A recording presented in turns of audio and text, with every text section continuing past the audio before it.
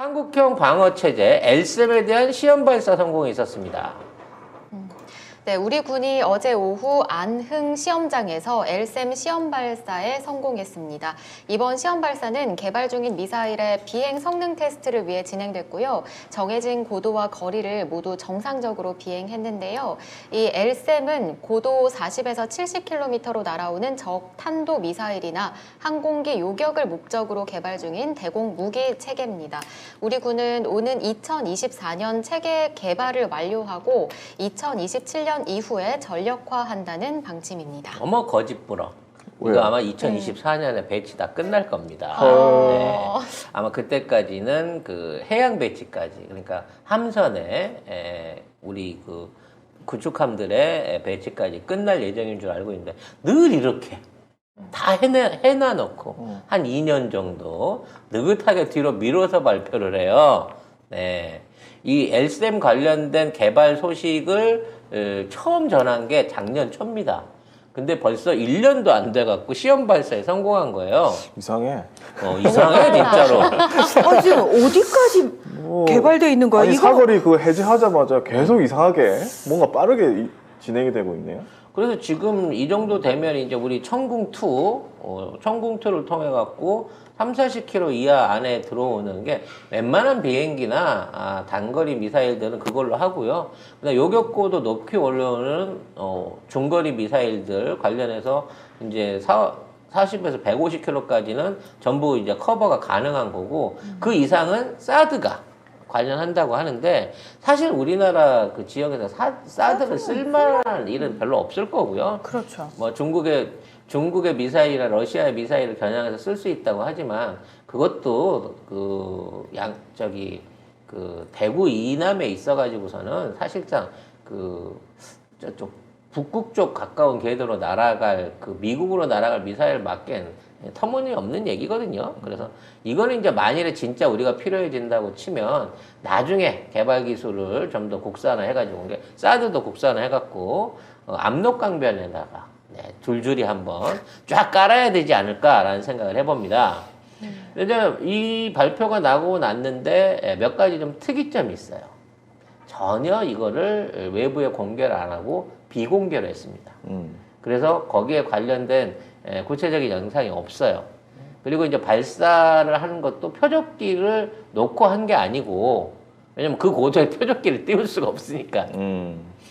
그냥 시험 발사만 했는데 정상적인 발사가 가능했고 위치에 도달했다 뭐 이런 얘기들이 있거든요. 근데 뉴스에 안 나오고 있는 얘기가 있습니다. 또 뭐가 안 나오죠? 근데 이 정부에서는 모든 발표, 웬만한 건 다 발표해도 언론이 안 써줄 것 같아요. 너무 겸손해. 지금 이와 관련해서 그 이제 추가로 나온 게 해군 계량형 미사일 이 얘기까지도 나왔는데 안 나온 얘기가 뭐냐면 레이저로 요격을 하는 이른바 이제 아이언돔이라고 하죠. 미사일 자체가 아니라 상대방에 날아오는 포탄들, 장사장포 포탄들이나 근접고도형 그 발사체에 대한 요격이 가능한 레이저 요격 체계에 대한 시험도 있었어요. 근데 그 얘기는 뉴스에서 빠져 있습니다. 그러니까 미사일 한 발에 보통 뭐 적어도 15억씩 막 하는데 이런 요격 미사일을 만들어낸 것뿐만 아니라 그냥 100원 전기료만 가지면 쏠 수 있는 레이저로 날아오는 포탄을 요격할 수 있는 요격 시스템도 같이 실험을 했는데 그걸 뉴스에서 쏙 빼놨더라고. 그럼 그 레이저로 사람도 표적해서 죽여버릴 수 있나요? 가능하죠. 왜냐면 이 레이저를 우리 앞으로 개발되는 F-21에다가 요격용 미사일로 달라고 하거든요. 보니까 아시아경제 어제 단독인데 레이저 대공무기 첫 시험했다. 요게 단독으로 나왔긴 했네요. 나온 데도 있어요? 네. 근데 이제 공중파에서는 이 얘기를 안 해주는 거지. 네. 몰라서 쓴 게 아니에요. 아마도 MBC도 아마 일종의 보도 제안 같은 걸 생각해갖고 이 레이저 대공 무기에 관련된 얘기를 했는데 사실 이거 있으면요 요격 미사일 필요 없거든요. 이 초속 30만 킬로미터 아니에요. 저거 하나 갖고 있으면 심지어 저거를 위성 궤도에다 띄워놓고 우리가 조준해서 발사할 수 있는 기술 정도 갖고 있으면 대한민국에 날아오는 어떠한 미사일이나 요격 체계도 이보다 빠를 수가 없어요. 아유 뭐 그 이전에 아주 죽여버리고 싶은 인간이 있어가지고 아, 오늘 헤어스타일이 그 인간 닮았어? 그렇다고 지금 댓글에서 너무 아. 기분 나쁘다고. 그러네요. 이 말을 네. 이게 원래 이 스타일은 아니었는데 약간 저 박수 네. 무당 같은 느낌의 네, 부처조사 아니겠습니까? 근데 이제 사실 이게 좀 이유가 있어요, 여러분. 후반부에 PPL이 있는데 거기에 쓰기 위해서 지금 헤어로 좀 부풀린 거예요. 그 이유를 이따 설명을 드릴게. 네. 근데 아무튼 지금 머리에서 레이저 나올 것 같아요. 네, 반사광이 좀 빛이 나요. 좀 레이저 가려야겠네. 대공무기가 아무튼 이마만큼 우리 대공 기술이 강화됐다는 거는 북한뿐만 아니라 중국, 러시아한테도 한국은 건들면 안 된다라고 하는 강력한 일침이 가능하거든요. 저희가 이제 국뽕반점 시간에도 우리나라 레이저 무기 기술이 정말 상상 초월한 수준으로 세계 최첨단에 올라와 있고 심지어 이 기술들을 이제 현재는 고정형이에요. 현재도 배치가 돼 있습니다. 근데 이거를 이동형에 이용하기 위해서 이제 움직이면서 조준할 수 있는 기술을 미국이 우리한테 전수해 줬다 그랬잖아요. 그래서 비행기에 다는 거야. 현재 육상에는 이게 이미 배치가 돼 있습니다. 그리고 심지어 앞으로 그 나오게 될 레드백 장갑차 개량형에다가 근접하는 적의 탄두를 요격하기 위한 레이저 요격 기술을 단다고까지 얘기를 해놨어요. 그러니까 앞으로 전차가 상대방이 상대방이 포탄을 쏘잖아? 그럼 날아오는 포탄을 레이저로 요격해갖고 날려버리는 정도의 요격 기술을 우리가 이미 확보를 하고 실전 배치를 눈앞에 주고 있는 거예요. 사실상 무적이지, 이 정도 되면. 근데 윤석열은 사드 배치한다는데. 그러니까 많이 하시라 그래, 그거는. 아크로 비슷하게 하시든지 어디든지 하는데, 네가 배치를 한다 그러면 미국 이걸 파냐고. 아니 또 댓글에서는 아까 머리 또 괜찮았다고. 여러분, 본문에 신경을 쓰세요. 제 머리 스타일에 신경을 쓰실 때가 아니라니까? 아까 머리 괜찮았대 또. 우리나라가 지금 대공 방어 체제의 핵심 기술을 최첨단으로 해결을 했다는데 무엇이 중요한지 지금. 머리 스타일이요. 예, 중화지대요. 예. 그래서 이제 그 얘기 나간 김에 오늘 또 그 비밀 군사 비밀 하나 여러분한테 오픈하겠습니다. 네. 현재 북한이 비핵화에 관련된 뭐 핵실험이라든지 뭐 핵미사일을 장착할 수 있다 뭐 이런 얘기 나오고 있는데요. 사실 북한의 핵을 무기력화 시킬 수 있는 우리나라의 기술이 이미 개발돼 있습니다. 우리나라 국방과학연구소에서 3대 핵심 기술인데 절대 외부 공개를 안 하는 기술이 스텔스하고요, 레이저하고 그 다음에 EMP입니다.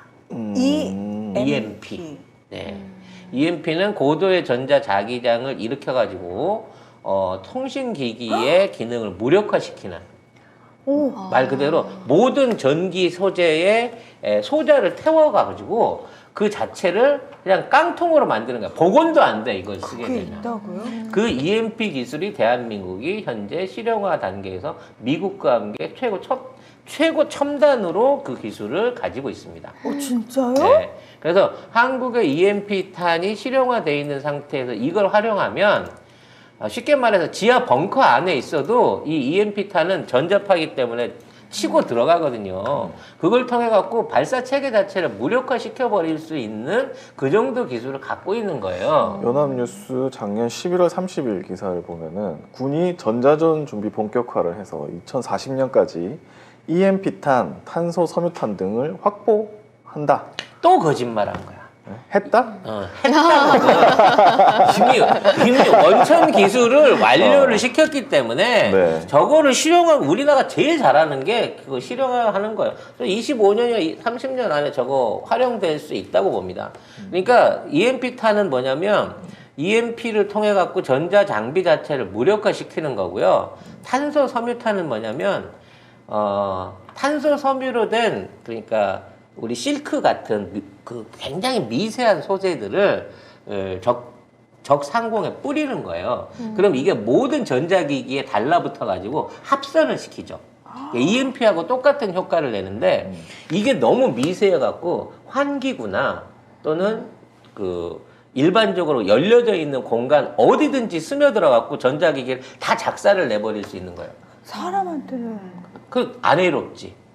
사람을 해치진 않는 거지. EMP탄이나 전자기기에만 다 전자기기에만 이게 어, 역할을 너무 미치게 무력화시키는 되니까. 무서운데? 거의 근데- 뭐 스타크래프트의 그 테란의 베슬이네. 아, 거의 비슷하네요. EMP탄. 예. 근데 이런 EMP탄을 개발하는 데 있어서의 가장 중요한 게 뭐냐면 차폐 기술이에요. 차폐. 그러니까 적군하고 우리하고 같이 있는데 EMP가 터졌는데 아, 같이 우리는 돌대면 안 그렇지, 되잖아. 우리는 그렇지. 멀쩡해야지. 그래서 그 차폐 기술을 가져야 돼요. 그래야 우리는 안전하게 쉽게 말해서 해독제를 가져야 생화학 그렇지, 무기를 그렇지, 쓸 수 있는 거랑 그렇지. 똑같은 거거든. 그렇지, 그렇지. 근데 이 차폐 기술 개발이 이미 끝나 있습니다. 그것도요? 네. 그렇기 때문에 우리는 네. 이걸 실용해서 쓸 수 있는 거예요. 어. 그래서 이미 이러한 EMP탄을 이제 중국이나 러시아도 개발하고 있는데 우리나라의 실전 장비들이 앞으로 EMP를 막아낼 수 있는 방어 도료가 이미 상용화돼서 조만간에 만약 전투나 이런 것들이 일어나게 됐을 경우에 EMP 차표들을 치른 탱크를 적진에 보내고 거기에 EMP탄을 터뜨려 버리면 우리 탱크만 살아서 움직이는 거야. 적국은 저항을 못하게 되는 거죠. 아, 이렇게 신기하네. 무시무시한 기술을 가지고 있는데 이런 상황에서 윤석열이랑 허경영 같은 사람들 대통령이 되면 걔들은 모르잖아. EMP가 뭔지. 아니 아마 이게 무슨 음악 앰프인 줄 알 거야. 뭐 좀 얘는. 가르쳐 주십시오. 이러겠지 또. 관심 가질까봐 무서워. 예, 차라리 영원히 몰랐으면 좋겠어 걔네들은. 그래서 이러한 기술을 갖고 있다는 걸 미국이 알고 있기 때문에 한국이라면 믿을 수 있다. 아 저기 대략 한국은 미국 건들면 안 된다라고 생각하고 있는 거죠. 한국이라면 믿을 수 있다가 아니고 문재인 대통령, 문재인 정부를 계승할 수 있는 정부가 들어섰을 때 계속 믿을 수 있다야. 문제는 우리가 현재 이 개발 시점 안에서 이걸 계속해서 늘려가고 있다는 거야. 이 기술 개발을 실용화에 대한 거를. 그거 봐요. 우리 미사일 기술 있지, 레이더 기술 있지, 인공위성 띄울 거지, 여기에 EMP에다가 방지 장치까지 가지고 있지, 기타 등등 뭐를 보더라도 첨단 기술로서 우리 안보를 세계 최고 수준으로 끌어올릴 수 있는 기술적 역량을 갖고 있는 국가라고. 그러니까 시간이 지나면 지날수록 우린 더 부강해져. 전제 조건보다 문재인 정부, 이재명 정부가 계승되고 승계돼서 이어서 나가야 그치. 된다는 거지. 계속해서 민주정부가 이어져 간다는 전제 하에 저 새끼들은 이 기술을 나중에 미국이나 일본 같은 나라한테다가 팔아넘기고 우리 기술을 봉인할 놈들이에요. 우리가 이런 기술을 갖고 진짜, 있다고 치면. 진짜. 네, 맞아요. 걱정돼요. 걱정돼요. 정말 좀 아우 내가 요즘 이 걱정 때문에 잠은 잘 자는데 밥은 잘 먹는데 밥은 잘 먹고 스트레스가 걱정은 받고 말고. 스트레스 네. 받고 방송은 계속 밀려오는데 네. 네, 그렇습니다. 네. 아무튼 이러한 부분에 다양한 그 기술들이 개발되고 있는데 여기에 이제 가장 중요한 내용이 맨 마지막 줄에 있어요. 네. 자, 이와 관련된 사업들에 대해서 중장기 아이언돔 사업을 비롯한 이러한 사업들에 대해서 예산을 쓰는데 네. 2조 8,900억을 쓰겠다. 2035년까지. 그리고 올해는 착수 예산으로 189억을 쓰겠다고 거짓말을 하고 있는 거죠. 뭐예요 이거는? 아니, 아이언돔 기술은 이제 실용화만 남겨 있고 지금 LIG 넥스원에서 이미 이제 너무 많이 알려줘. 네. 포대를 비롯한 하나와 함께 이제 포대를 비롯한 실제 발사 장치, 유도 장치들을 결합하고 있는 상황이에요. 이게 끝나면 자유 유도를 통해서 레이더가 찾아낸 걸 쫓아가갖고 요격할 수 있는 기술 수준까지 지금 복합해서 한 대에다 합치고 있어. 그러니까 지금 있는 요격 시스템의 문제는 뭐냐면 이 레이더하고 그 다음에 발사기하고 통제기가 따로 이렇게 3분화가 돼 있는데 요런 것들을 한 대에 합쳐가지고 쓸 수 있어야 아까 얘기한 비행기라든지 전차 같은 데다가 태워가지고 운영할 수가 있거든요. 요거 지금 합체에 관련된 기술들을 진행하고 있기 때문에 이미 뭐 착수 예산이 아니라 마무리 예산이 들어가고 있는 거고요. 소요되는 예산 2조 8천억이라 그러면 웃습니다. 다른 나라. 이 개념 설계하는데 들어갈 돈 정도밖에 안 되는데 이거 갖고 어떻게 완성을 시키냐고. 근데 이미 우리는 그게 이제 실용화 단계까지 와 있는 선에서 우리가 발표를 한다는 거죠. 그러니까 우리나라가 뭘 개발하겠다라고 얘기하는 거는 사실상 개발을 끝내놓고 나서 얘기를 하는 거다. 이렇게 보는 게 맞다는 거죠. 이런 착한 거짓말 나는 너무 좋아. 여러분 저 연애해요라고 얘기하는 순간 나 결혼했을 수도 있어. 애도 있을 수도 있어. 네, 뭐라고요?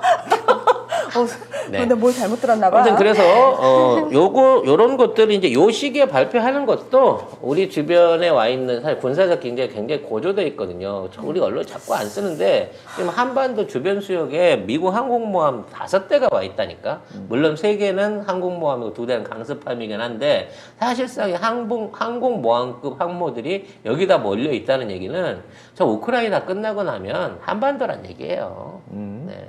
거기에 대해서 정치적, 경제적 압력을 주려고 하는 거거든.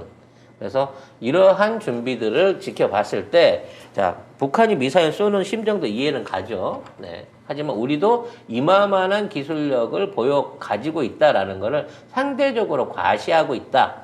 요거에 대응해갖고, 조만간 북한이 뭘 하나 또 쏠 수도 있어요.